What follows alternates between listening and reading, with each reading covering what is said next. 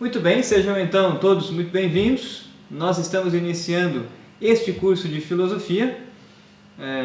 Nós então faremos uma introdução a este assunto, uma introdução à filosofia, e o nosso foco estará principalmente nos filósofos pré-socráticos e os filósofos clássicos, não é? Então, para a primeira aula de hoje, eu gostaria de começar comentando brevemente o nosso plano de ensino. Nós enviamos a vocês esse texto pelo WhatsApp, ele também se encontra no Drive para quem desejar fazer o download. Nós não vamos ler o plano de ensino inteiro, eu gostaria apenas de comentar com vocês brevemente a nossa ementa e também a nossa bibliografia básica e complementar, né? Pois bem, na ementa do plano de ensino, o texto nos diz o seguinte: este curso pretende analisar a natureza e objeto de estudo da filosofia, a origem da filosofia grega antiga, a distinção entre mito e logos, o movimento sofista e sua distinção do pensamento filosófico, bem como o contexto no qual viveram os primeiros filósofos. Pois bem, algumas coisas importantes aqui então para já destacarmos. Neste curso nós estudaremos a natureza da filosofia. Essa palavra natureza, na filosofia e na teologia, significa o que as coisas são, não é? Indica a essência das coisas, né? Então, quando nós nos perguntamos qual a natureza da filosofia, nós estamos nos perguntando o que é a filosofia, né? Estamos buscando, portanto, uma definição, um conceito. Por isso que a palavra natureza, na filosofia e na teologia, adquire um significado diferente do que o senso comum. Pelo senso comum, natureza significa floresta, árvore, enfim. Na filosofia e na teologia, a natureza indica o que as coisas são. Portanto, na nossa ementa, nós estamos ali indicando que este curso estudará a natureza da filosofia e também o seu objeto de estudos, não é? Veremos também, ao longo das nossas aulas, a origem da filosofia grega antiga, na Grécia e na Magna Grécia. Estudaremos, portanto, o movimento que proporcionou o surgimento da filosofia no ambiente helênico antigo, bem como os seus desdobramentos. Veremos a distinção entre mito e logos, ou seja, nós vamos discorrer ao longo das aulas sobre a diferença que há entre mitologia e filosofia, né? A mitologia, uma explicação fantasiosa das coisas, né? Uma explicação religiosa das coisas. A filosofia, uma explicação racional sobre os diversos fenômenos da natureza. O movimento sofista e a sua distinção do pensamento filosófico. Veremos então também o que foi o movimento sofista, sua contribuição e sua distinção do movimento filosófico. Nós também, por fim, estudaremos o contexto no qual viveram então os primeiros filósofos, o contexto da Grécia Antiga e da Magna Grécia na Antiguidade. Muito bem, além disso, estudaremos os dois períodos iniciais da história da filosofia, os pré-socráticos e os clássicos. Então, nossos estudos estarão centrados principalmente nestes dois primeiros períodos da história da filosofia. A filosofia grega antiga se subdivide em outros períodos, nós veremos isso, mas nossos estudos ao longo das aulas se concentrarão sobretudo nos filósofos pré-socráticos, ou seja, aqueles que nasceram e viveram antes de Sócrates, e nos filósofos clássicos, ou seja, Sócrates, Platão e Aristóteles. Veremos os problemas filosóficos de cada período e as soluções racionais apresentadas, sempre lendo e analisando recortes das obras dos principais filósofos, não é? Então nós estudaremos os principais problemas filosóficos de cada período. Problema é uma palavra de origem grega, e em grego nós chamamos de aporia. Aporia, em grego, é traduzido para problemas. O que é uma aporia? Essa é uma palavra filosófica. O a indica negação. Poro Os poros é aquilo pelo qual sai algo, não é? Se nós temos uma aporia, nós temos um bloqueio, não é? O poro está obstruído, é um problema que precisa ser resolvido, não é? Etimologicamente, então, a aporia significa isso. No contexto filosófico e também teológico, os problemas, as aporias, são questões que se colocam perante a razão e perante a fé, no caso da teologia, para que sejam respondidos. Questões, problemas. Veremos então os principais problemas filosóficos de cada período, as soluções que estes filósofos buscaram então pelo exercício racional. Teremos a oportunidade de, ao longo das nossas aulas, ler textos de bons comentadores a estes períodos da história da filosofia, mas nós também iremos ler e analisar recortes das obras dos filósofos, dos textos que eles mesmos escreveram. Quanto aos clássicos, Sócrates, Platão e Aristóteles, iremos refletir sobre a contribuição que deram à filosofia cristã. Então nós estudaremos, neste curso, a filosofia grega antiga na perspectiva da contribuição que estes filósofos deram com o Logos. Não é? A contribuição que estes filósofos deram, legaram, portanto, a filosofia cristã. Não é? Nós teremos este horizonte diante de nós. Posto isto, lemos então a ementa do nosso plano de ensino. Vamos comentar brevemente a nossa bibliografia. Na bibliografia básica, nós temos então este livro, História da Filosofia Antiga, que foi publicado então pela EUNSA, as edições da Universidade de Navarra. Este livro foi então escrito pelo padre Iarza Iñaki. O padre Iarza é professor de filosofia na Universidade de Navarra. Na verdade, este livro faz parte de uma coleção ampla. Nós temos aqui então o primeiro volume, mas nós temos o volume da história da filosofia patrística, da história da filosofia medieval, a história da filosofia moderna, contemporânea. São textos muito bons. Nós então usaremos para este curso o volume 1 desta coleção da EUNSA, da editora da Universidade de Navarra. O texto está em espanhol. Nós, infelizmente, não temos tradução deste livro para o português, mas os recortes que nós iremos ler e analisar em aula, vamos traduzir simultaneamente, sem grandes problemas. Na bibliografia complementar, nós temos aqui alguns livros também importantes, interessantes. O primeiro deles é o livro História da Filosofia Pagã Antiga. É o primeiro tomo da coleção do Giovanni Reale e do Dario Anselli, História da Filosofia. Estes livros foram traduzidos e foram publicados aqui no Brasil pela editora Paulus. É o volume 1 de 8 volumes que também acompanha a história da filosofia. O livro do padre Iarza, nós temos uma certa dificuldade de encontrá-lo. Ele está disponível no site das edições EUNSA. No entanto, ele é um pouco caro, mas nos sebos talvez nós o encontremos para adquirir. Já o livro do Giovanni Reale e do Dario Anselli nós encontramos com grande facilidade para adquirir um exemplar na editora Paulus. Depois nós temos na sequência alguns livros da coleção dos pensadores da Abril Cultural.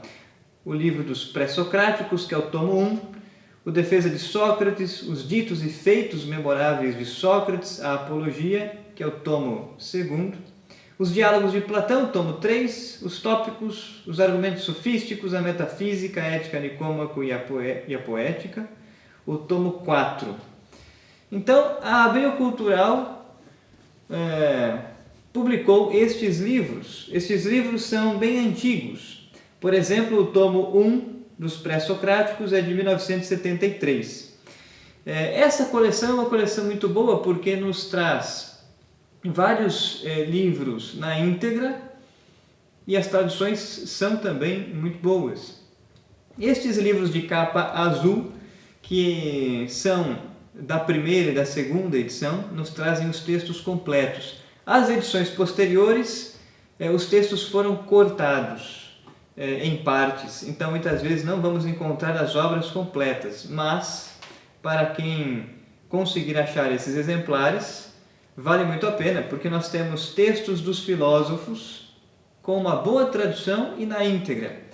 Porém, estes livros estão esgotados. Nós iremos encontrá-los em sebos, quer no estante virtual, quer nos sebos físicos. Muitas vezes nós os encontramos. Não são tão caros, mas também não são tão baratos. Todavia, vale muito a pena, porque é um excelente investimento. Usaremos, então, estes textos para o nosso curso. Depois, na sequência, nós temos indicado na bibliografia a Metafísica Aristotélica, do Giovanni Reale. Aqui no Brasil foi traduzida e publicada pela Loyola, então eu estou aqui com o volume 2. Essa coleção é composta por 3 volumes, 3 tomos. O primeiro, o ensaio introdutório. O segundo, que é este que eu estou em mãos, é o texto de Aristóteles, toda a metafísica. É um texto bilíngue, então nós vamos encontrar à esquerda o texto em grego e à direita o texto em português. E o tomo 3 é um comentário, capítulo a capítulo, da metafísica aristotélica. Este livro da metafísica nós encontramos com grande facilidade para adquirir. Depois nós temos indicado na bibliografia a encíclica de João Paulo II, Fides et Ratio. Nós encontramos tanto o livro físico quanto também o texto no site da Santa Sé. Depois nós temos o dicionário de grego do Novo Testamento. Por que usar um dicionário de grego do Novo Testamento? Porque vários termos filosóficos, como causa, como logos, dentre outros, são importantes para a filosofia e também influenciaram a teologia. Então nós iremos, ao longo das nossas aulas, indicar as influências que a filosofia grega exerceram sobre a patrística, a teologia e a filosofia cristã dos primeiros séculos. Tendo isso em vista, tendo esta perspectiva, será importante, vez ou outra, usarmos um dicionário de grego do Novo Testamento. E por último, nós temos aqui a indicação de um livro sobre gramática da língua grega. Vez ou outra, vamos usar os textos dos filósofos cujos originais estão em grego, e para explicitar, então, alguma expressão ou algum termo, usaremos os textos originais. Pois bem, estes são os livros que se encontram, então, na nossa bibliografia básica e complementar, são os livros que nós usaremos para este curso.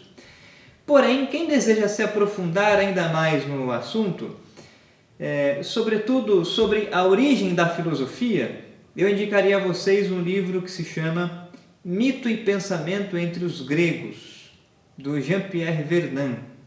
Foi publicado aqui no Brasil pela editora da USP, da Universidade de São Paulo. Este é um livro para quem deseja se aprofundar no tema das origens da filosofia e quais foram os fatos, os acontecimentos, o contexto que fez com que a filosofia surgisse então no ambiente da Grécia e da Magna Grécia. Então, Mito e Pensamento entre os Gregos, de Jean-Pierre Vernant. Um outro livro que eu gostaria de indicar para quem deseja se aprofundar nos estudos dos filósofos pré-socráticos, filósofos que nós começaremos a estudá-los neste curso. Um outro livro importante e interessante se chama justamente Os Filósofos Pré-Socráticos, História Crítica com Seleção de Textos. Este livro foi publicado pela editora Calouste Gulbenkian, portanto é português de Portugal. É um livro um tanto difícil de encontrá-lo. Os autores são o professor Kirk, Raven e Schofield. Então, é um livro para quem deseja se aprofundar nos estudos dos filósofos pré-socráticos. Porém, não são livros que nós usaremos neste curso, mas são indicações de textos muito bons. Pois bem, posto isto então, vamos partir agora para um segundo momento, vamos começar a estudar a nossa introdução. Então, a partir de agora, nós vamos fazer uma introdução a este curso. Vamos usar para isso a apostila que foi feita e enviada a vocês pelo WhatsApp, está também no nosso Drive. Nós estudaremos a partir de agora a natureza, o objeto, o método e a finalidade da filosofia. É uma introdução, né? Esse texto ele foi escrito com base nesta bibliografia apresentada, de modo particular no livro do padre Iñaki Yarza, né? Pois bem, perguntemos-nos então o que é a filosofia. Vamos falar agora sobre a natureza da filosofia. Diz então o nosso texto, que foi preparado para esta aula: a palavra filosofia encontra sua origem no termo grego filosofia, que na verdade é a junção de dois fragmentos. Então a palavra filosofia em grego é uma palavra composta por duas outras, por dois fragmentos. A palavra filia, que indica amor no grau de amizade, e a palavra sofia, que significa sabedoria. Então a filosofia, literalmente, é uma palavra que significa amor à sabedoria, ou então amigo do saber, né? Literalmente, portanto, este é o significado da palavra filosofia. Lembremos que na língua grega nós temos três palavras distintas para designar três espécies diferentes de amor, né? Então nós temos a palavra eros, a palavra filia e a palavra ágape. Eros é o amor de desejo, de atração, atração carnal, né? A atração passional, o amor eros. O amor filia é o amor de amizade, de convivência, né? E o amor ágape, por sua vez, é o amor que nos leva à oblação, ao sacrifício, a entregar a vida, né, pelo outro. Estas três espécies de amor são muito bem definidas e explicadas, por exemplo, pelo Papa Emérito Bento XVI, na sua encíclica Deus Caritas Est, na primeira parte da Deus Caritas Est, né? Para nós cristãos, estas três espécies de amor podem ser vividas de maneira ordenada, o ágape, o eros, o filia, mas também podem ser vividas de maneira desordenada. Mas as três espécies de amor são boas, né, se nós as vivemos de maneira então ordenada. Para designar então o amor à sabedoria ou o trabalho intelectual dos filósofos, usou-se a palavra filia. Por isso que filosofia significa então amor à sabedoria ou então amigo do saber. Segundo a tradição filosófica mais antiga, e também segundo o testemunho de Heráclides Pôntico, que teria vivido entre os anos de 390 a 310 antes de Cristo, portanto século IV antes de Cristo. Segundo então a tradição filosófica e o testemunho de Heráclides, teria sido Pitágoras o primeiro a cunhar este nome, né? Quando em certa ocasião ouviu alguém chamá-lo de sábio e, considerando este nome muito elevado para si mesmo, pediu que o chamassem simplesmente de filósofo, isto é, amigo da sabedoria. Nós não temos provas de que foi Pitágoras quem cunhou de fato este nome, mas essa é uma tradição filosófica muito antiga, está presente nos textos de alguns filósofos, no próprio testemunho de Heráclides, que é o testemunho mais antigo, acerca da origem deste nome, desta expressão filosofia, que remontaria a Pitágoras. Pitágoras é um filósofo pré-socrático, um grande matemático, né? Quem nunca ouviu falar do Teorema de Pitágoras, né? Pitágoras teria vivido por volta do ano 570 a.C. até o ano 495 a.C. Morreu, portanto, no século V a.C. Essas datas, novamente, não são precisas, são prováveis, né? É provável então que tenha sido Pitágoras o primeiro sujeito a cunhar a expressão, o nome filosofia. Por quê? Porque entre os filósofos há uma distinção entre o sábio e o filósofo. Há uma distinção entre a sabedoria e a filosofia. Né? O filósofo é aquele amante do saber, que está sempre a caminho. O filósofo é aquele que humildemente reconhece a sua ignorância e por isso aplica a inteligência, o exercício racional, na busca pela verdade, na busca pelo conhecimento. O filósofo é aquele que está sempre em busca. Daí a famosa frase de Sócrates, né? Só sei que nada sei. O que isso significa? É a humildade socrática. Só sei que nada sei significa que somente quando nós reconhecemos que ainda não sabemos todas as coisas, somente quando nós reconhecemos a nossa ignorância, somente quando nós conhecemos que nada sabemos, é que então é possível sair ao encontro, ir em busca do conhecimento racional, da filosofia, da sabedoria. O filósofo, portanto, é aquele que está sempre em busca da sabedoria. O filósofo, portanto, se coloca numa posição, numa postura humilde, como também expressou Pitágoras, segundo a tradição filosófica, ao dizer tal coisa, ao chamar-se de filósofo. Né?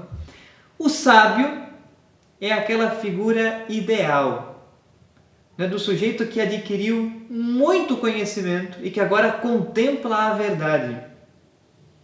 É a realização intelectual, é o ideal da realização intelectual. Mas falar que somos sábios para a tradição filosófica, e sobretudo para a tradição filosófica grega, seria muita pretensão. Aliás, todos nós que fazemos filosofia, não é? Eu fiz licenciatura em filosofia no Mosteiro de São Bento de São Paulo, por exemplo, e quando nós estudávamos na licenciatura, entre nós, entre os professores, não é? Sempre nós fazíamos esta espécie de brincadeira, quer dizer, um sujeito que estuda engenharia, ele sai da faculdade engenheiro. Um sujeito que estuda medicina, ele sai da faculdade médico. Não é? Um sujeito que estuda filosofia, ele não sai da faculdade filósofo. Não é? Por quê? Ele sai, no máximo, um estudante de filosofia. Porque para ser filósofo é preciso ter um pensamento próprio, é preciso ter um sistema filosófico, trazer algo novo, inaugurar um novo sistema, né, de lógica, de ética, de moral, dentre as áreas da filosofia. Quanto mais, então, auto-intitular-se sábio, né, seria o extremo da arrogância. Portanto, aqui Pitágoras, como também Sócrates, nos ensina a postura correta de nos colocarmos, então, diante do conhecimento, diante da sabedoria. Né? Então, o filósofo é sempre um amante da sabedoria, é sempre alguém que está em busca, a ponto de Boécio, por exemplo, personificar a sabedoria, né? Em sua obra magna, né? A Consolação da Filosofia. E a representa, então, personificada como uma mulher com uma beleza extraordinária, né? Diante de quem se apaixonam, aqueles que começam a conhecê-la. A filosofia, então, é apresentada por Boécio dessa maneira, né? Apaixonados, então, pelo saber e pelo conhecimento, os filósofos aplicaram o exercício racional para que pudessem adquirir a sabedoria. Pois bem, sigamos adiante. Nós estamos agora no tópico 1b. O nosso texto diz o seguinte: a filosofia é a aplicação da inteligência para procurar e descobrir a verdade por meio do exercício racional. Pronto. Aqui nós temos uma definição muito direta e também muito profunda do que é a filosofia. A filosofia é a aplicação da inteligência.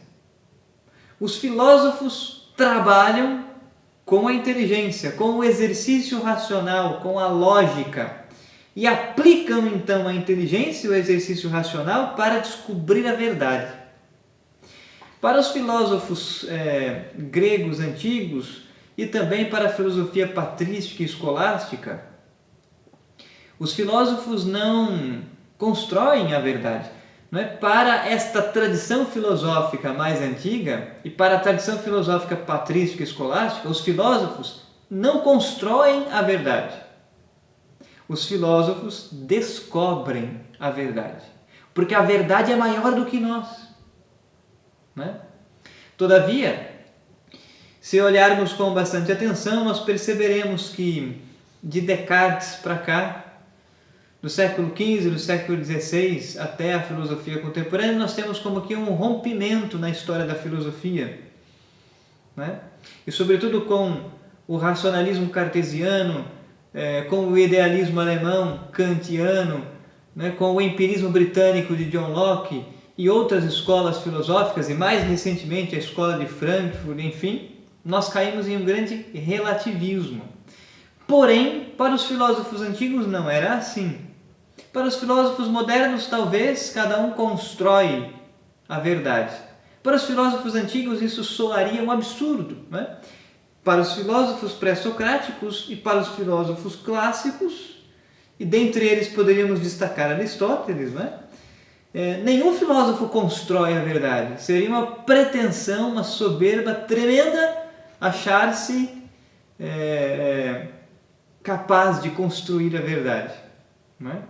Para Aristóteles, isso seria ocupar o lugar do motor imóvel, não é? Os filósofos, portanto, neste primeiro contexto da filosofia, trabalham para descobrir a verdade, porque a verdade, bem como a sabedoria, é maior, são maiores do que nós, não é? Portanto, a verdade pode ser descoberta. Com a sabedoria nós podemos nos unir.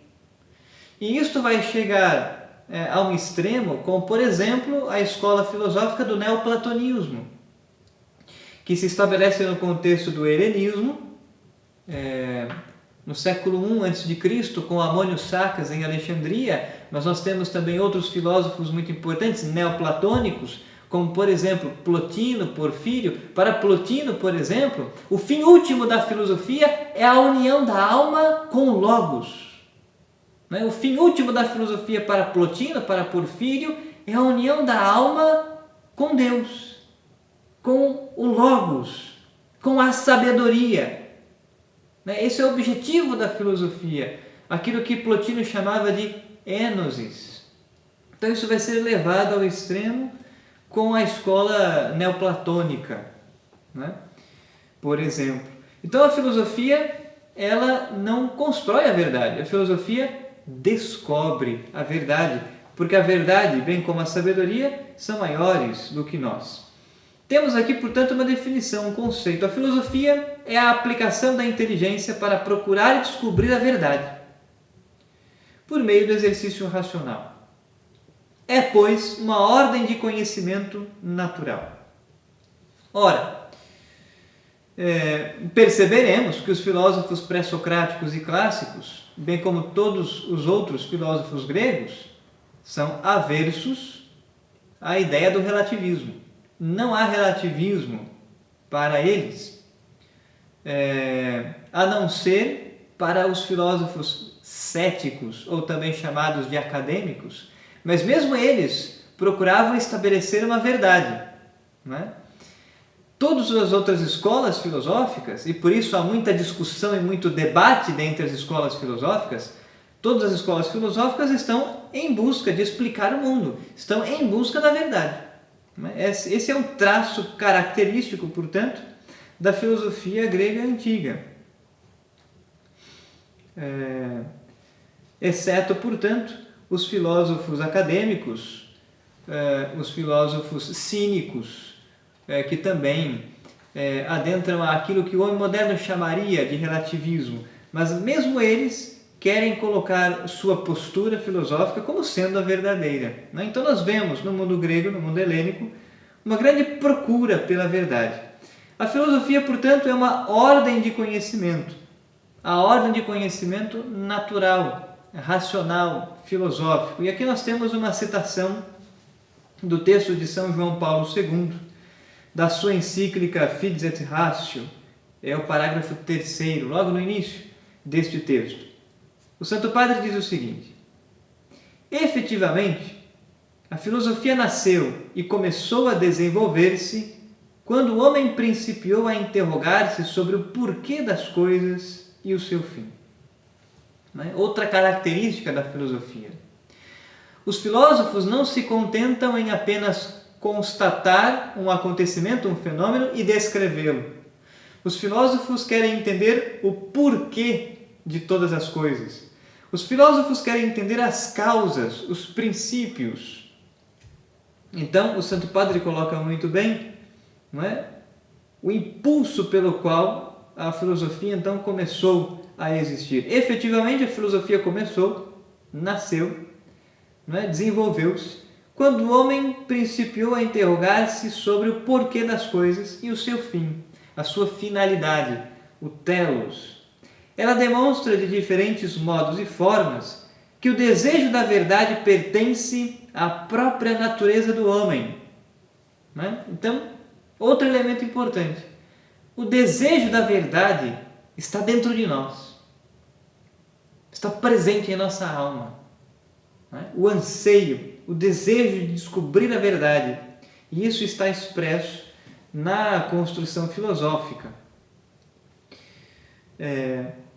Portanto, a filosofia demonstra que o desejo da verdade pertence à própria natureza do homem. Interrogar-se sobre o porquê das coisas é uma propriedade natural de sua razão. Então, naturalmente, o homem se questiona sobre as causas, os princípios, o porquê de todas as coisas.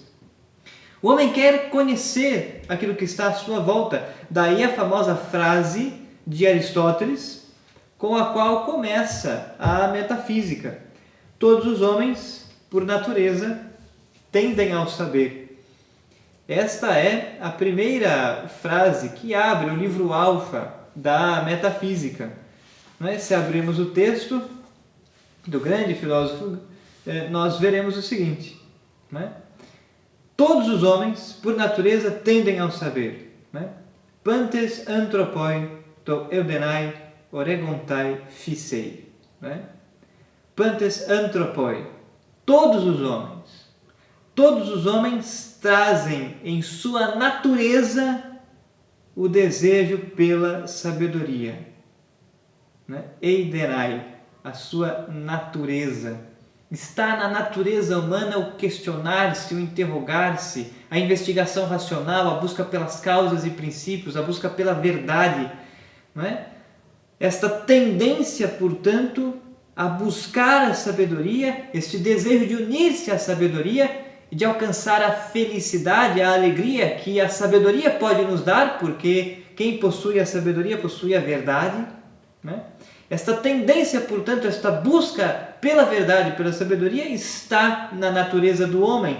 Por isso que também é Aristóteles que vai dizer, em uma obra de juventude chamada Protrépticos, nós teremos a oportunidade de ler pequenos fragmentos. Protrépticos é uma palavra grega que significa defesa. Aristóteles escreve, portanto, esta obra, a defesa da filosofia, uma obra nesse sentido apologética. É também Aristóteles que vai dizer: somente pela filosofia o homem encontra e corresponde com a nobre dignidade de ser humano. A realização do homem, a realização do ser humano mais profunda para Aristóteles está na busca pela sabedoria, na busca pela verdade, na busca pelo conhecimento de todas as coisas. Pois bem, aqui então nós temos uma outra pista acerca da natureza da filosofia. Na sequência, na letra C, ainda falando sobre a natureza da filosofia, para Platão, a filosofia é a busca da sabedoria, de uma sabedoria que em si mesma é ilimitada, isto é, o saber absoluto pertence apenas a Deus. Então, isto está no diálogo do Fedro, na obra de Platão. Platão escreve em diálogo. O diálogo do Fedro é uma obra muito importante de Platão, uma espécie também de exortação à filosofia. E Platão nos ensina nesta sua obra, que a filosofia é a busca da sabedoria. Busca. O filósofo está sempre em constante movimento. Ele busca, ele procura a verdade, procura adquirir cada vez mais o conhecimento e a sabedoria. E para Platão, a sabedoria em si mesma é ilimitada. A sabedoria é divinizada. Isto é, o saber absoluto pertence apenas a Deus. Um outro traço característico dos filósofos pré-socráticos e clássicos está aqui. Eles não abandonaram a religião. Para os filósofos pré-socráticos, os traços da religião grega estão muito presentes, mas mesmo para os filósofos clássicos, a religião ainda está muito presente, a própria religião grega está muito presente. E eles não tiram da perspectiva a existência de Deus.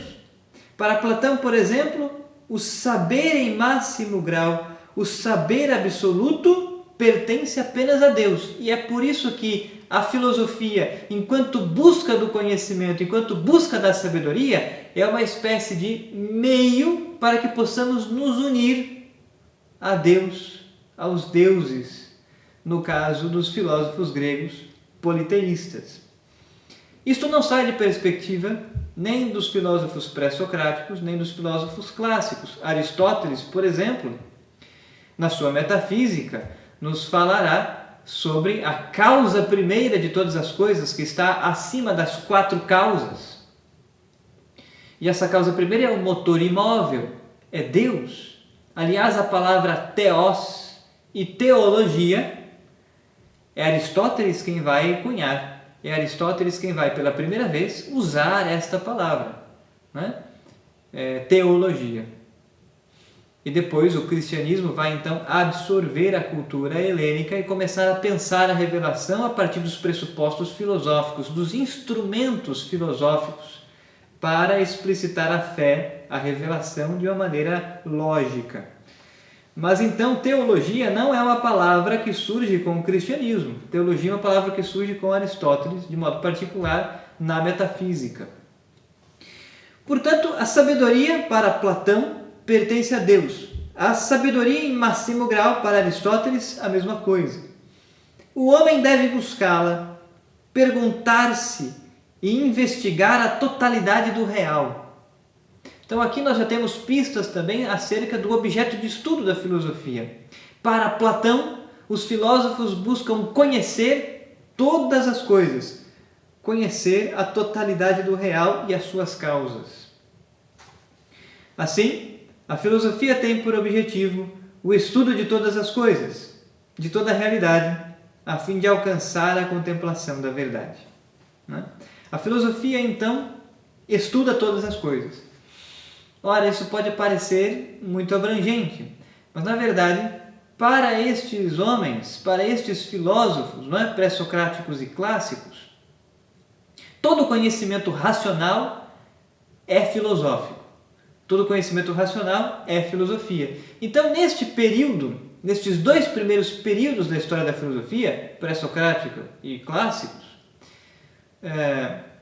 não existiam ainda a divisão das ciências, como nós as temos hoje. Nem sequer existia ainda a divisão das artes.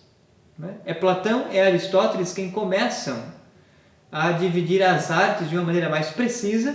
Isso já havia começado no contexto helênico anterior, mas é sobretudo Platão e Aristóteles quem começam a distinguir as ciências particulares, mas de uma maneira integrada, as artes. Mas para os filósofos pré-socráticos, todo conhecimento racional é filosófico, então faz parte da filosofia e a compõe a matemática, a astronomia, a música, a medicina, a biologia, a física, a metafísica. São áreas de estudos da filosofia. Tudo isso é filosofia para os filósofos pré-socráticos e todas estas são áreas de estudo propriamente dos filósofos para o período helênico, para o período, então, clássico. Né? Então, as artes, enquanto ciências particulares, vão se constituindo aos poucos. Né? Na letra D, nós temos aqui também a definição de Aristóteles. Também para Aristóteles, o saber filosófico tem essa mesma característica de totalidade, de perguntar-se sobre toda a realidade sem nada excluir. Né? A diferença está aqui para Platão, né? A lógica de Platão partirá do mundo das ideias, e daí o idealismo platônico, que não é a mesma coisa do idealismo kantiano. Né? Já para Aristóteles, a lógica, a teoria do conhecimento, começa pelos sentidos, né? Começa pela empiria, pelo mundo real. Né? Mas para Platão também as ideias, enquanto formas separadas, pertencem ao mundo real. Né?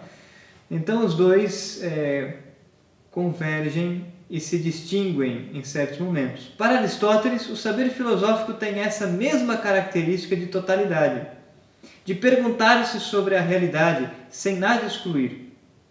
Distingue-se dessa forma das ciências particulares, limitadas a explicar setores ou parte da realidade. Então, para Aristóteles, a filosofia está acima das ciências particulares, acima das artes. Né? O filósofo é aquele que olha tudo de cima e tudo integra. Né? O filósofo tem uma visão integrada de todas as áreas do conhecimento. Portanto, a filosofia distingue-se das ciências particulares, limitadas a explicar setores ou parte da realidade. Para ele, para Aristóteles, a filosofia é o conhecimento da realidade por suas causas. Em grego, aitia. Né? Ora, é disso que se trata os primeiros livros da metafísica. Né? A metafísica é uma ciência das causas. Para Aristóteles, a filosofia está à procura das causas e das causas primeiras. E então é Aristóteles quem vai descrever as famosas 4 causas: a causa formal, a forma ou o eidos, aquilo que dá o ser de essência à coisa, à substância; a causa material, né? Se a causa formal pergunta o que a coisa é, a causa formal pergunta de que a coisa é feita, a matéria. A causa eficiente ou motora, de onde veio tal coisa, e a causa final, para que serve, qual é a finalidade destas coisas. Então, tudo aquilo que existe no mundo real, na realidade, para Aristóteles, tem 4 causas. Mas além destas 4 causas que regem, então, toda a realidade à nossa volta, o filósofo também se pergunta sobre a causa primeira de todas as coisas, que Aristóteles vai chamar então de motor imóvel. O que isso significa, o motor imóvel? O motor imóvel é aquele que move todas as coisas, mas não é movido por ninguém. É a causa primeira, onde tudo para, é o imutável, o eterno, o princípio de todas as coisas, a primeira substância, né? Proteousia, a primeira substância, que então Aristóteles vai identificá-lo com Deus. Né? Muito bem, falamos então um pouco sobre a natureza da filosofia. Demos pistas, né? É muito difícil encontrar uma definição fechada da filosofia que consiga explicitar tudo aquilo que ela é. Mas então nós apontamos algumas pistas acerca do saber filosófico. A filosofia é a aplicação do exercício racional em busca da sabedoria. Vimos que a filosofia está à procura da verdade. Vimos que a sabedoria e a verdade são maiores do que nós e o filósofo está sempre à procura delas. Vimos que a filosofia, segundo Platão, enxerga, conhece, percebe que apenas Deus possui a sabedoria em máximo grau. Para Aristóteles, a filosofia também é um saber que busca conhecer todas as coisas a partir das suas causas. São as principais características que deveriam entrar em uma definição de filosofia. Pois bem, seguindo adiante, falemos um pouco agora sobre o método filosófico. Falemos sobre isso em geral, porque cada um dos filósofos vai acrescentar muito mais a isto que nós vamos dizer acerca do método. Cada filósofo tem um método para pensar. Todavia, o que é comum a todos eles? Isto que vamos afirmar agora. A filosofia quer ser uma explicação puramente racional da totalidade que constitui o seu objeto. Então, em todos os métodos distintos dos filósofos, métodos estes pelos quais vão aplicar o exercício racional para buscar e conhecer a verdade. O que é método? Métodos, do grego, é uma palavra também composta de duas outras. Meta, rodos. Rodos significa caminho. Meta significa ir além. Métodos significa, então, percorrer o caminho até chegar em uma finalidade. O método, portanto, é um caminho pelo qual nós chegaremos ao conhecimento da verdade, da sabedoria. Cada um dos filósofos, ao longo da história, desenvolveram métodos e etapas de metodologia para que pudessem, então, aplicar o exercício racional e buscar o conhecimento, buscar a sabedoria. Mas o que é comum a todos eles? Isto que acabamos de afirmar. A filosofia quer ser uma explicação puramente racional.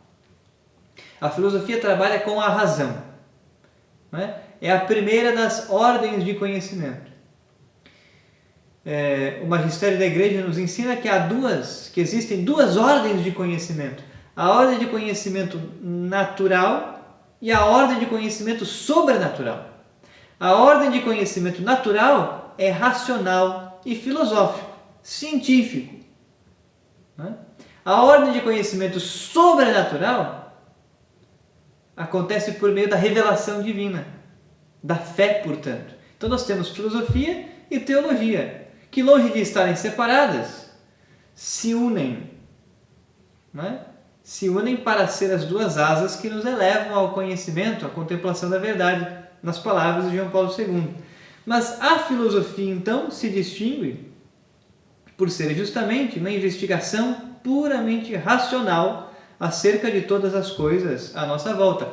O que não significa que a filosofia estude apenas aquilo que os nossos sentidos podem alcançar. Não, a razão consegue alcançar o conhecimento de verdades e de seres imateriais. Assim, o conhecimento da alma humana, sobretudo em Platão e em Aristóteles. Não basta ao filósofo descrever e constatar a realidade. É preciso conhecer as suas causas e razões, o porquê de todas as coisas. Então, outro traço característico que estará presente em toda a metodologia filosófica, além do exercício racional, a busca das causas, do princípio. Outra característica, outro traço característico da filosofia e da metodologia filosófica. Como escreve Aristóteles, o que agora queremos dizer é isto, que a sabedoria versa, na opinião de todos, sobre as primeiras causas e sobre os princípios. Então, duas são as características metodológicas da filosofia: o exercício racional e também a busca das causas e dos princípios. O perguntar-se acerca do porquê de todas as coisas. E por fim, na letra F, nós temos aqui algo sobre a finalidade da filosofia. Qual é o fim da filosofia? Fim não enquanto terminou, fim no sentido de finalidade, telos. Acerca da finalidade da filosofia, sua finalidade é exclusivamente teórica, contemplativa.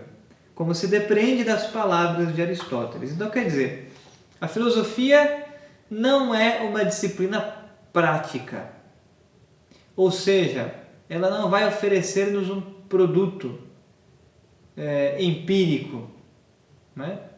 Ela não serve para a praxis. A filosofia é uma disciplina, tem uma finalidade puramente teórica e contemplativa. Diz então Aristóteles que não se trata de uma ciência produtiva, é evidente, já pelos que primeiro filosofaram, pois os homens começaram e começaram sempre a filosofar, movidos pela admiração. A princípio, admirados diante dos fenômenos surpreendentes mais comuns. Logo, avançando pouco a pouco, adentraram em problemas maiores, como as fases da Lua e questões relativas ao Sol e às estrelas, a geração do universo. Então vejam, Aristóteles diz que a filosofia não se trata de uma ciência produtiva. Produção. Né? Se nós pensarmos em um engenheiro, ele vai produzir construções. Se nós pensarmos em um médico, ele vai promover a saúde. Se nós pensarmos em um matemático, ele vai promover um conhecimento geométrico, um conhecimento acerca das operações, que já é mais teorético, não é? Do que as ciências práticas.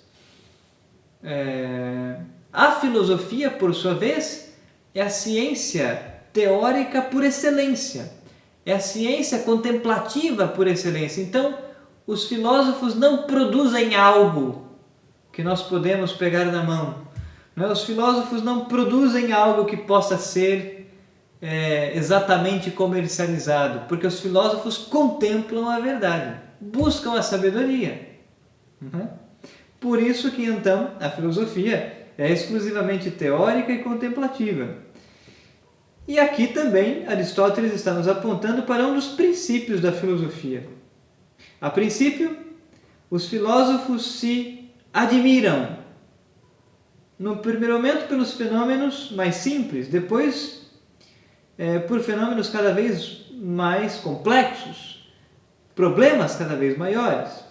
Então, os filósofos começam a filosofar na medida em que se admiram, se espantam com a realidade que os cercam.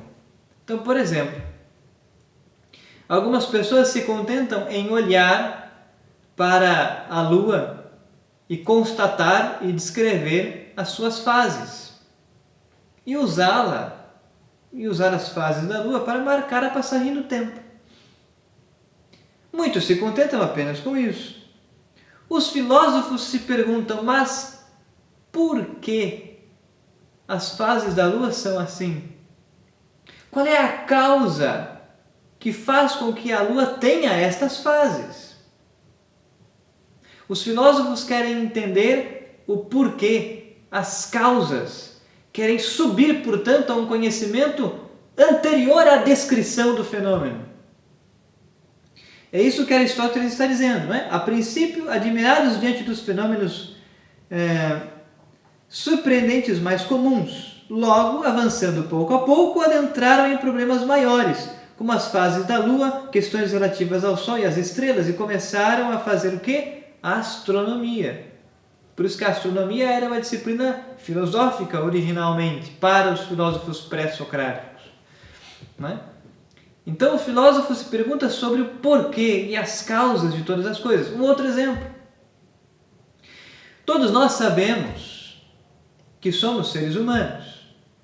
Todos nós somos capazes de descrever um ser humano, suas características físicas, suas características interiores. Né?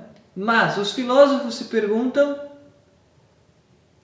quem é o homem e o que é o homem. Qual é a constituição do ser humano? E então vão chegar, né, ao corpo e à alma. Já está presente a reflexão sobre a alma humana nos filósofos pré-socráticos. Né?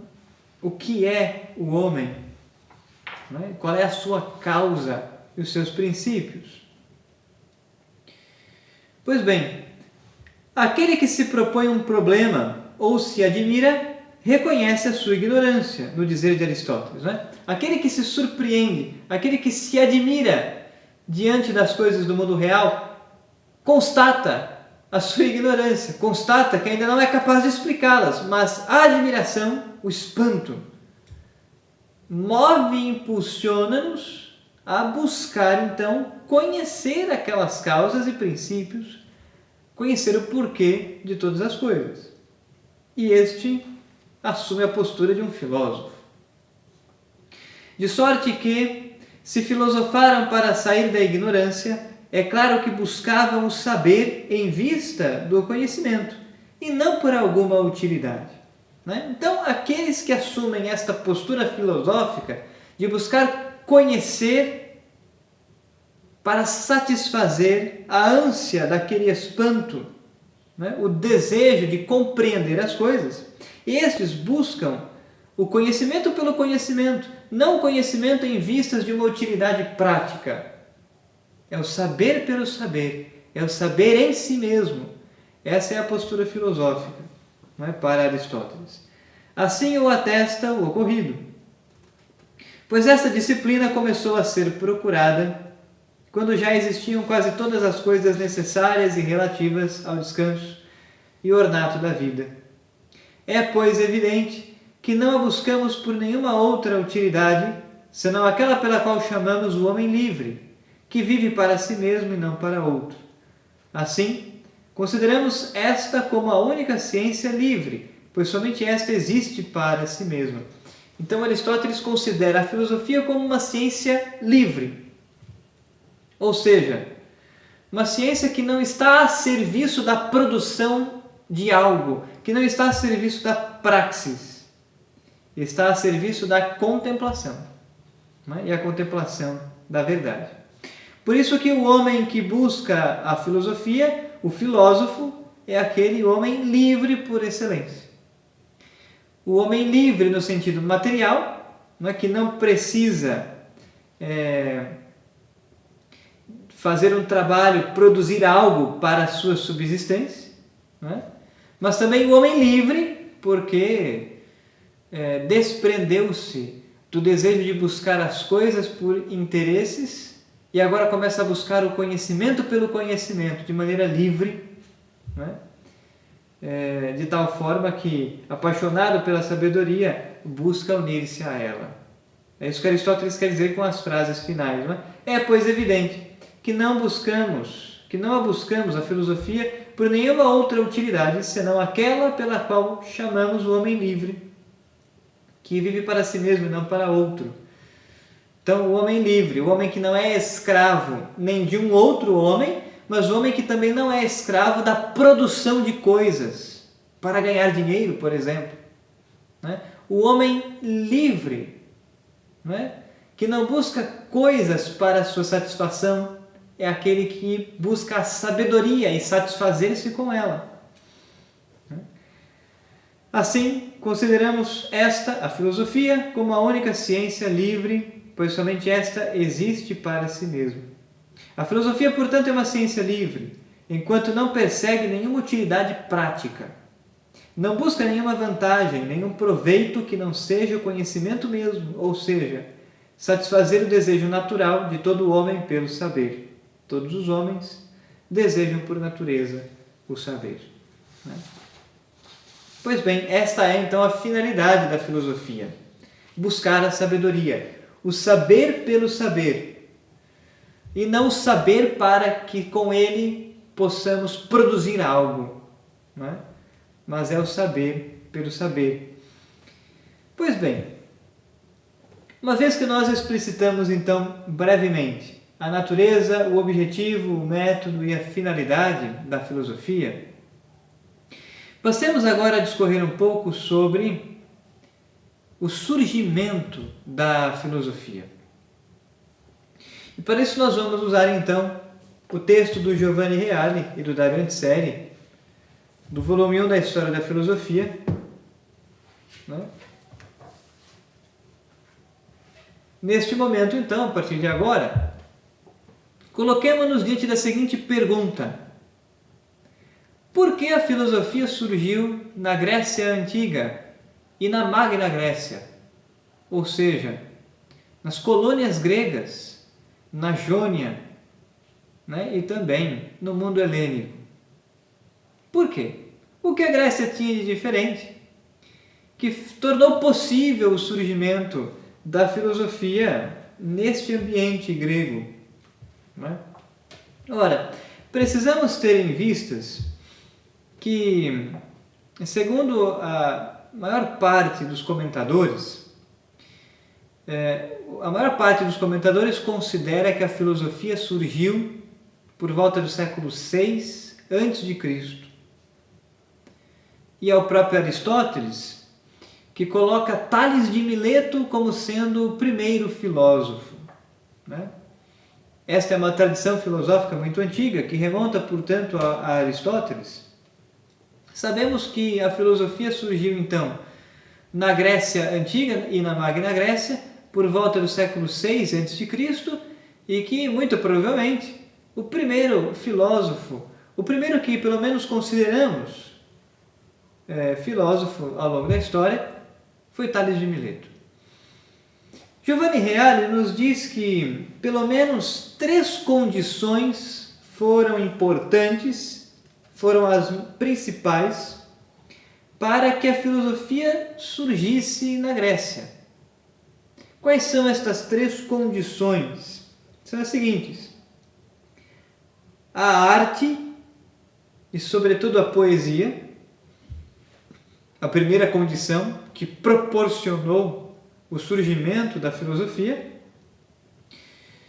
Depois, uma segunda condição, a religião grega, a religião pública e a religião órfica.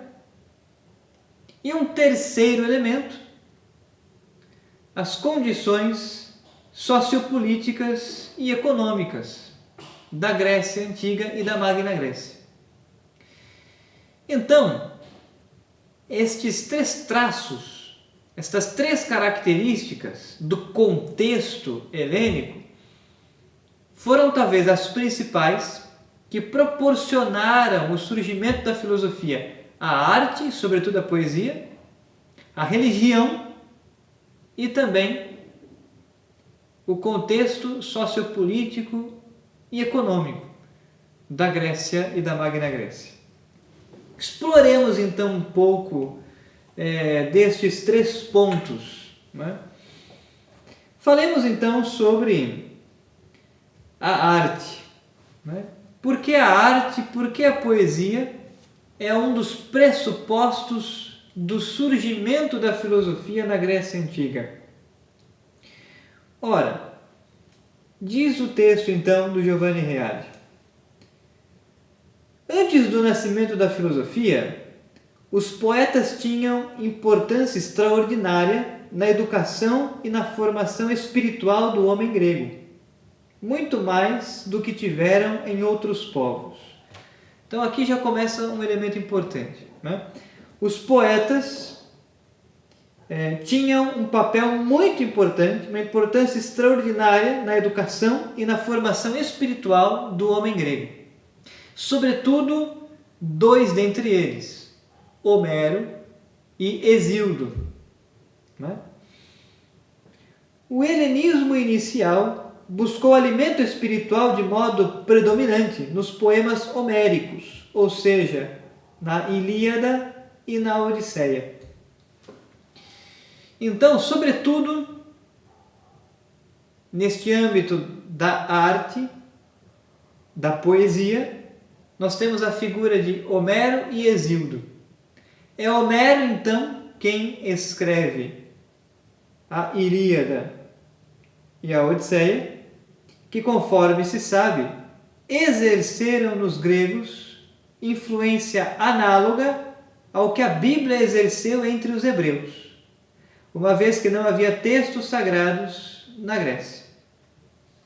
Então, de uma maneira análoga, fazendo uma analogia, a influência que a Bíblia hebraica exerceu no povo hebreu, no povo judeu, é semelhante à influência que os poetas gregos exerceram sobre o povo grego, sobretudo por meio de suas obras que desvelavam o sagrado. Não é? Então nós temos dois principais poetas, né, Homero e Hesíodo, que viveram por volta dos séculos 7 e 6 antes de Cristo. Então estão próximos dos filósofos pré-socráticos. Né?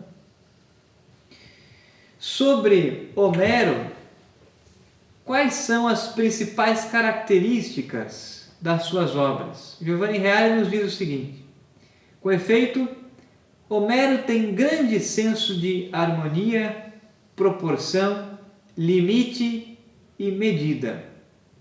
São características de suas obras que influenciarão no surgimento do pensamento filosófico. Harmonia, proporção, limite e medida.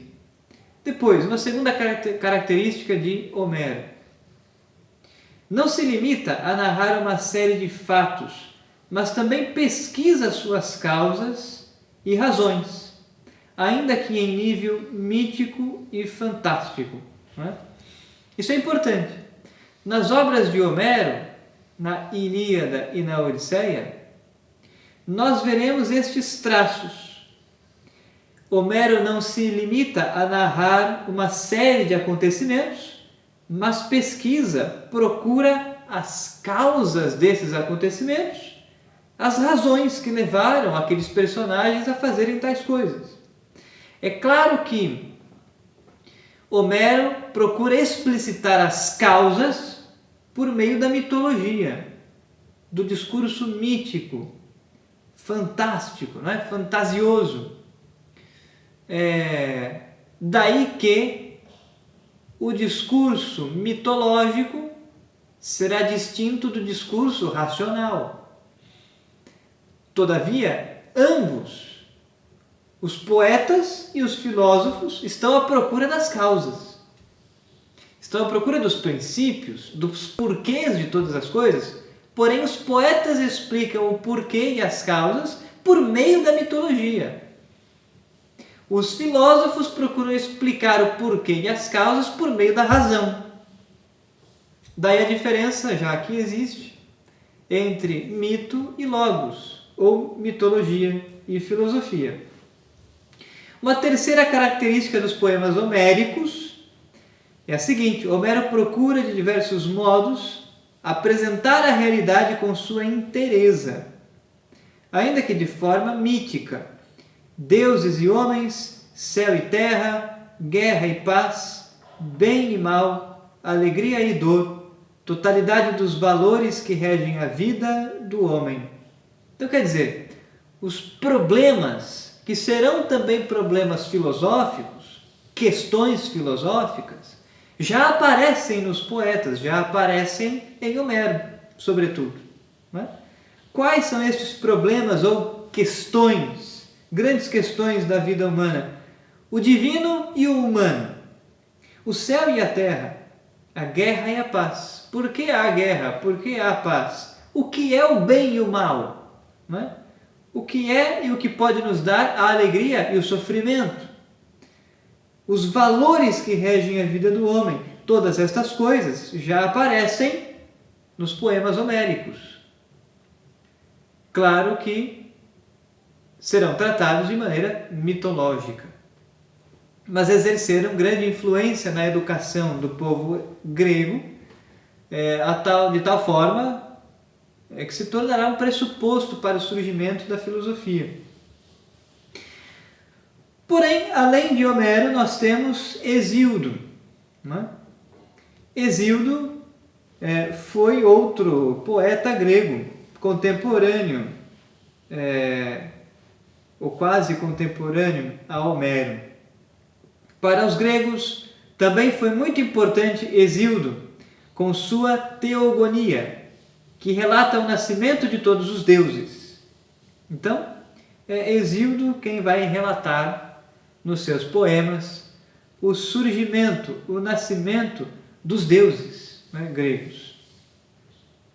E como muitos deuses coincidem com partes do universo e com fenômenos do cosmos, a teogonia torna-se também uma cosmogonia, ou seja, explicação mítico-poética e fantástica da gênese do universo e dos fenômenos cósmicos, a partir do caos originário, que foi o primeiro a se gerar. Ou seja, os poemas, já de Homero, mas também de Hesíodo, e sobretudo os poemas de Hesíodo, procuram fazer então uma teogonia. O que é isso? Explicar o surgimento, o nascimento de todos os deuses. Mas porque estes deuses da mitologia grega coincidem com as partes do universo, esta teogonia se torna uma cosmogonia, diferente da cosmologia. A cosmologia estuda o que é o surgimento do cosmos por meio da razão, do logos, daí logia, cosmologia.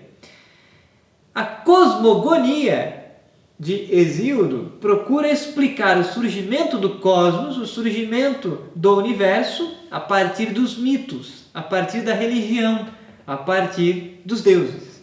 Daí, cosmogonia é diferente de cosmologia, né? Esse poema abriu caminho para a posterior cosmologia filosófica, que ao invés de usar a fantasia, buscará com a razão o princípio primeiro do qual tudo surgiu, do qual tudo se gerou. Aliás, essa é a grande pergunta dos filósofos pré-socráticos, né? Duas são as principais características dos pré-socráticos. Eles são filósofos da physis, da natureza, e são filósofos da arché, do princípio, ou ainda da aitia, da causa. Os pré-socráticos estão à procura dos princípios, da causa de tudo aquilo que existe na natureza das coisas, de todas as naturezas. O próprio Hesíodo, com seu outro poema, As Obras e os Dias, mas sobretudo os poetas posteriores, imprimiram na mentalidade grega alguns princípios que seriam de grande importância para a constituição da ética filosófica e do pensamento filosófico antigo em geral. A justiça é exaltada como valor supremo em muitos poetas e se tornará até conceito ontológico, além de moral e político em muitos filósofos e especialmente em Platão, né? Então a influência da arte, né, e sobretudo da poesia, dos poetas, é um dos pressupostos filosóficos, né, que teria feito então, que teria tecido esse contexto para que a filosofia surgisse na Grécia e na Magna Grécia. Um segundo pressuposto, né, ou uma segunda condição que colaborou para o surgimento da filosofia na Grécia Antiga foi a religião. Ora, a religião grega se divide em dois formatos. Então, na Grécia Antiga, nós temos a religião pública e a religião órfica, ou religião dos mistérios, né? Por que a religião colaborou para o surgimento da filosofia? Porque a religião faz pensar e refletir, leva o homem a pensar e refletir, embora de maneira mitológica, sobre a causa e o princípio de todas as coisas. A filosofia leva o homem a pensar e refletir com o logos, né, sobre a causa e a origem de todas as coisas. Vejamos então o que era a religião pública, a religião grega pública, né? Para Homero e para Hesíodo, que constituem um ponto de referência das crenças próprias da religião pública, pode-se dizer que tudo é divino, pois tudo o que acontece é explicado em função de intervenções dos deuses. Os fenômenos naturais são providos, os fenômenos naturais são promovidos por numes. Raios e relâmpagos são arremessados por Zeus do alto do Olimpo. As ondas do mar são provocadas pelo tridente de Poseidon. O sol é levado pelo áureo carro de Apolo e assim por diante. Mas também a vida social dos homens, a sorte das cidades, as guerras e a paz são imaginadas como vinculadas aos deuses, de modo não acidental e, por vezes, até de modo essencial. Então, quer dizer, os gregos já se perguntavam sobre a causa de todos esses fenômenos. Qual é a causa do dia e da noite? Qual é a causa das guerras e da paz? Qual é a causa destes fenômenos naturais, dos raios e relâmpagos, das ondas do mar? E procuravam dar explicações, não pelo logos, mas explicações mitológicas a todas estas coisas. Até um determinado dia, até um determinado momento, que alguém se perguntou: mas será que nós não podemos buscar e investigar uma outra causa para estes fenômenos da natureza? Né? Para a mitologia, a fúria do mar era explicada pela ira de Poseidon. Para os filósofos, as tempestades e as ondas do mar começaram a ser explicadas pelos deslocamentos do vento. Né? Então, quer dizer, busca-se uma explicação racional que supere a explicação mitológica. A mesma coisa com os fenômenos dos raios e dos relâmpagos, a mesma coisa com fenômenos mais próximos da vida cotidiana dos cidadãos, como a guerra e a paz. Né? Todavia, quem são esses deuses? Como os estudiosos de há muito reconheceram e evidenciaram, esses deuses são forças naturais, personificadas em formas humanas idealizadas, ou então são forças e aspectos do homem sublimados e fixados em esplêndidas figuras antropomórficas.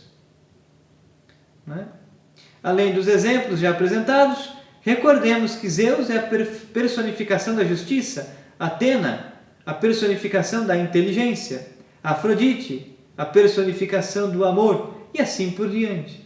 Então os gregos buscavam definir, pensar, refletir sobre o que eram estas coisas: a justiça, a inteligência, o amor, as causas da guerra, as causas da paz, as causas dos fenômenos naturais como raios, relâmpagos e tempestades.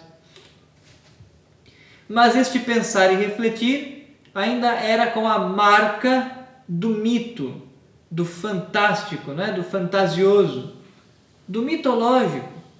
Ainda não era com a marca do logos, do exercício racional propriamente dito, da inteligência que se aplica a descobrir a verdade por ela mesma.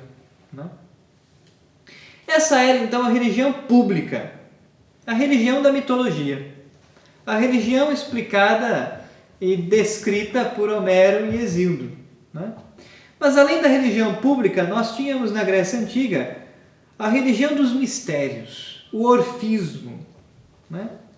Era uma outra espécie de viver a religião. Que era o orfismo? O orfismo e os órficos derivam seu nome do poeta Trácio Orfeu, seu suposto fundador, cujos traços históricos são inteiramente cobertos pela névoa do mito. O orfismo é particularmente importante porque, como os estudiosos modernos reconheceram, introduz na civilização grega novo esquema de crenças e nova interpretação da existência humana.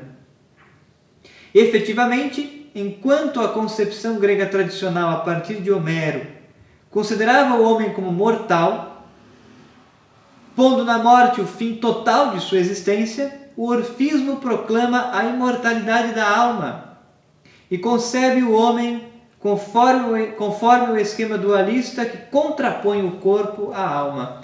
Então aqui está um traço importante da religião grega dos mistérios, o orfismo. Ao contrário da religião pública de Homero, Hesíodo, dos cultos pagãos públicos, o orfismo supunha a imortalidade da alma, né? Que a alma era imortal. Homero e Hesíodo viam na morte o fim de tudo, o orfismo não. Então introduziram uma nova definição de quem é o homem. Se perguntavam sobre o que é o homem e quem é o homem. Claro que respondiam a essas perguntas também por meio da mitologia. A filosofia vai se colocar diante dos mesmos problemas que os poetas se colocavam e acrescentar outros. Mas, por exemplo, a filosofia vai colocar-se diante deste problema e diante desta pergunta, diante dessa questão: o que é o homem? Qual é a substância do homem? Quem ele é? Né? E vai buscar uma resposta racional. O núcleo das crenças órficas pode ser assumido como segue. Né? No homem hospeda-se um princípio divino, a alma, que caiu em um corpo por causa de sua culpa originária. Então essa é uma crença da religião órfica, né? Que a alma está presa no corpo por causa de uma culpa originária. Isso vai estar muito presente em Platão, né? Por exemplo. A alma não apenas preexiste ao corpo, mas também não morre com o corpo, pois está destinado a reencarnar-se em corpos sucessivos. Outra ideia que estará presente em Platão, a metempsicose, né? Aqui é pesquisada pela mitologia, em Platão será pesquisada pelo exercício racional. Com seus ritos e práticas, a vida órfica é a única em grau de pôr fim ao ciclo das reencarnações e de libertar a alma do corpo. Para quem se purificou, os iniciados, há um prêmio no além, não é? E punições aos não iniciados. Então, quer dizer, nós já temos aqui na religião órfica certas perguntas sobre o transcendente, sobre o que está para além, o que influenciará muito Platão, né? E outros filósofos também, que se debruçarão diante dos mesmos problemas, porém tentarão dar respostas racionais a eles. Então a religião grega, a religião pública e a religião órfica são também traços que proporcionaram o surgimento da filosofia na Grécia. E por fim, um terceiro elemento, e com ele nós terminaremos a aula de hoje, um terceiro fator predominante para que a filosofia tenha surgido na Grécia Antiga foram as condições sociopolíticas e econômicas. Giovanni Reale comenta no primeiro capítulo do seu livro, na História da Filosofia, o tomo 1, é o primeiro capítulo, segunda parte. Ele diz: já no século passado, mas sobretudo em nosso século, os estudiosos acentuaram igualmente a liberdade política de que os gregos se beneficiaram em relação aos povos orientais. Então, a liberdade política, a liberdade do cidadão grego, proporcionou a ele grande liberdade para pensar, grande liberdade para refletir, para debater as suas ideias. Aliás, na Grécia Antiga, já pré-socrática, existiam as ágoras, né? A ágora eram praças públicas nas quais os cidadãos se reuniam para refletir, para debater, sobretudo acerca dos problemas da cidade, tomar decisões públicas. Este costume presente no ethos grego, né, este costume, este hábito presente no cotidiano do homem grego, de reunir-se nas ágoras, nas praças, para conversar, debater, pensar, refletir, encontrar soluções para os problemas, tomar decisões que influenciariam toda a cidade, é a democracia grega.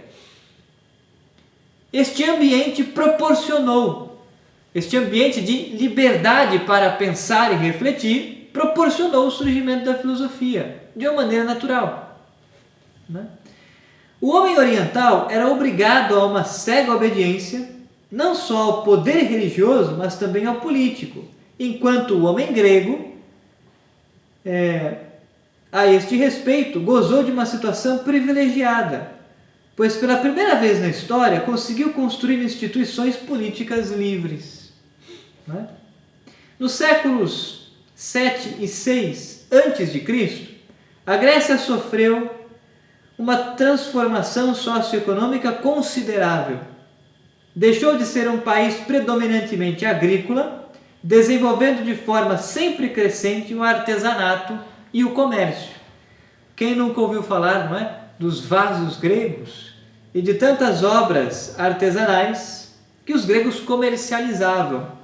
Aliás, aqui nós temos um outro traço sociopolítico e econômico que proporcionou o desenvolvimento da filosofia na Grécia.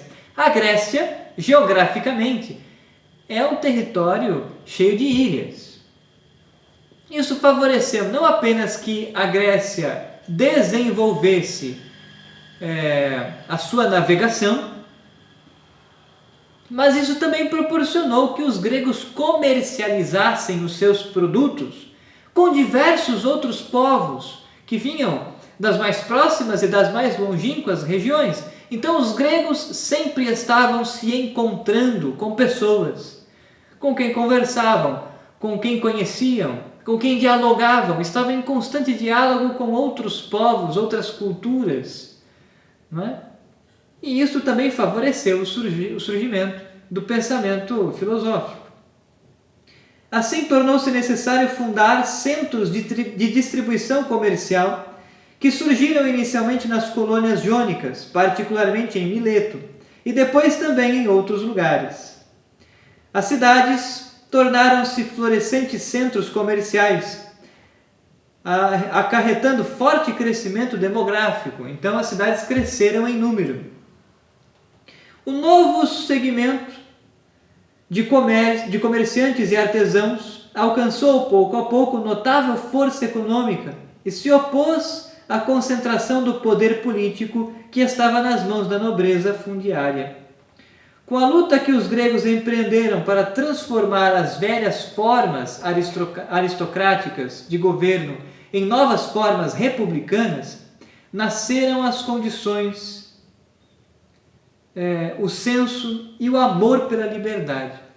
Então, o homem grego, a essa altura, na altura do final do século VII e no século VI a.C., o homem grego tinha um notável senso e amor pela liberdade, pela democracia, não é? Pela oportunidade de colaborar, opinar, não é? Agir conscientemente nas decisões políticas.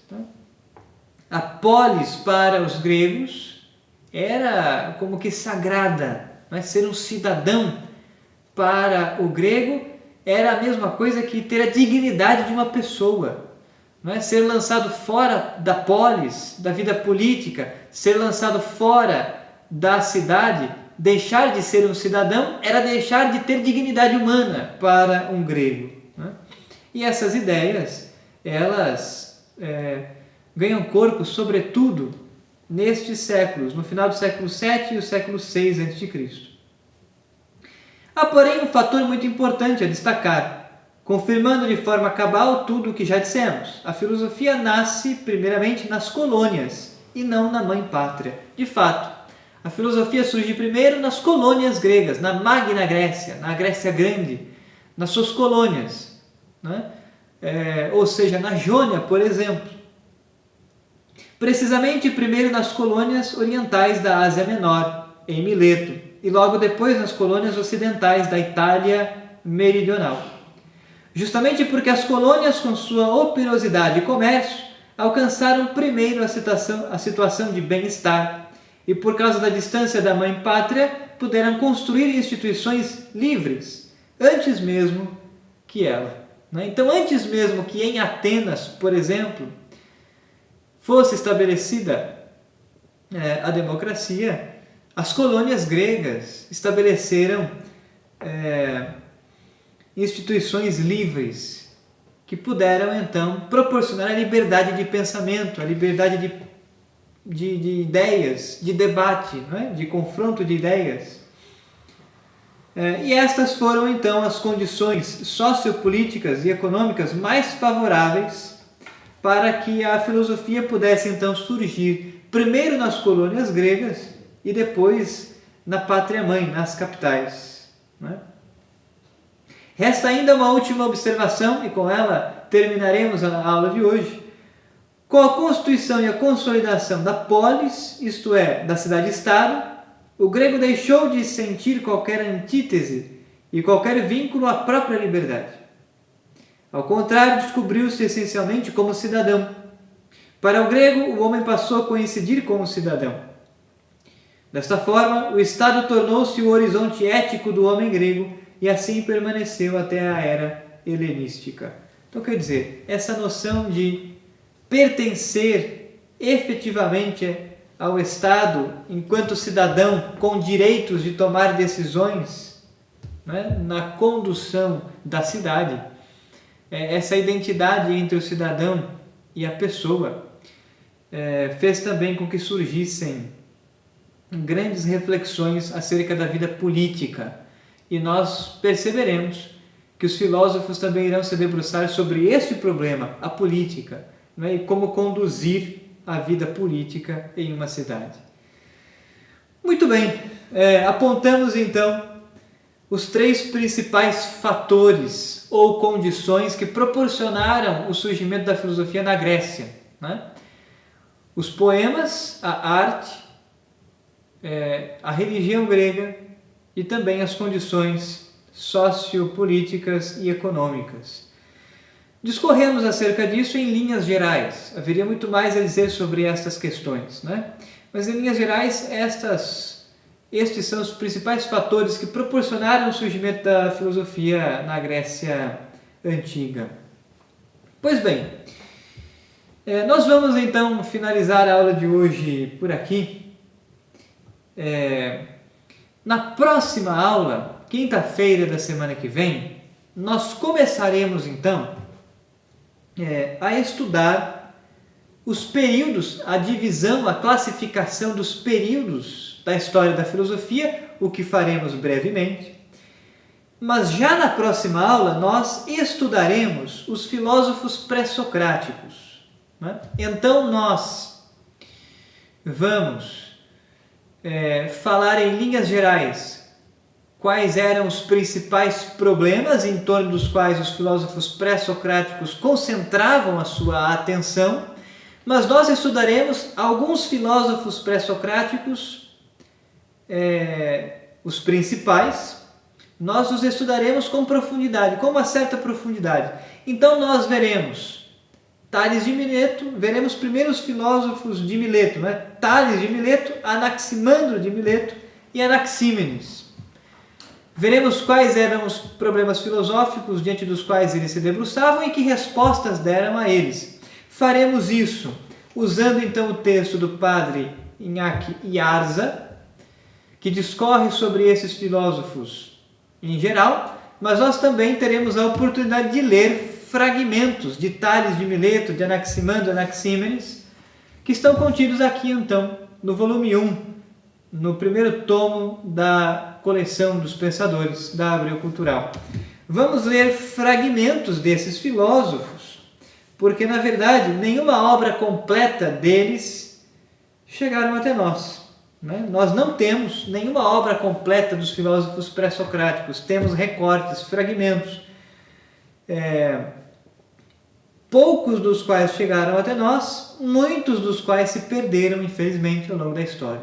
Muitos fragmentos dos filósofos pré-socráticos chegaram até nós porque foram citados por outros filósofos ao longo da história. Aristóteles, por exemplo. Então é o que faremos. Nós vamos sempre usar o texto de um comentador, mas também o texto, os fragmentos de texto dos autores, para explicitar melhor, então, os problemas filosóficos e a resposta que deram a eles estes filósofos pré-socráticos. É o que faremos a partir, então, da próxima aula. Pois bem, quero, então, agradecer a todos vocês que nos acompanharam ao longo da aula de hoje, ao vivo, aqueles que irão assistir também a gravação posteriormente. Muito obrigado a todos vocês. Durante esta semana, até a próxima aula, ainda existe a possibilidade de se inscreverem neste curso. Aqueles que assistiram à primeira aula e de repente desejam continuar os estudos conosco, podem ainda se inscrever. Nos vemos então na próxima aula. Muito obrigado e até lá.